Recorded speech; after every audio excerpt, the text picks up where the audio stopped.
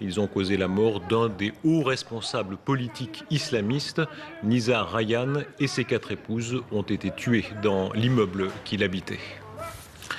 Ce soir, c'est une sorte de parenthèse dans la guerre que nous vous proposons. Dans la ville d'Ashkelon, l'hôpital fait figure de havre de paix. Les médecins israéliens soignent des blessés palestiniens. Notre envoyé spécial a pu filmer le climat très particulier de ces lieux. Reportage signé Stéphane Amar. Difficile d'imaginer que nous ne sommes qu'à 15 km des bombardements de Gaza et que tout près d'ici tombent chaque jour des roquettes palestiniennes.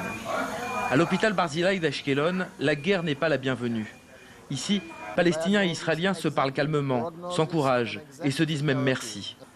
Ces jours-ci, les urgences pédiatriques traitent 5 enfants de Gaza, dont certains ont été victimes des raids israéliens. Nous ne faisons aucune différence entre les Palestiniens et les Israéliens quand nous les soignons. Dans notre métier, tous les êtres humains sont au même niveau. Le professeur Harmony, le chef du service, tient à appliquer cette philosophie, même en temps de guerre. Les Palestiniens sont admis ici sur des critères strictement médicaux.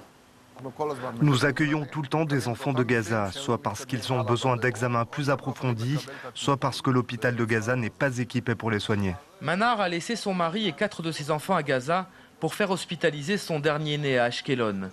Les infirmières lui parlent en arabe.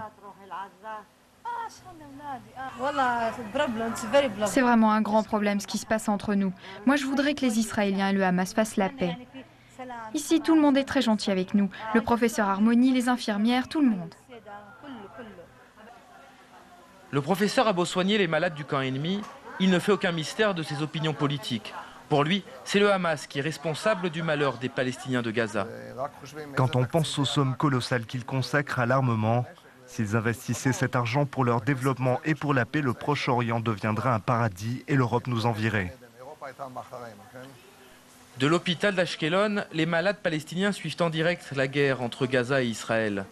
Leur position n'est pas très confortable et plusieurs d'entre eux ont refusé que l'on filme leur visage de peur d'être reconnus par des proches.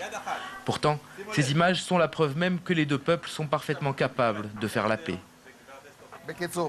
Alors finalement, il y aura la paix entre nous ou il n'y aura pas la paix? Il y aura la paix, il y aura la paix. Voilà, on a déjà commencé à faire la paix. Le nouvel an a été marqué par des violences en France.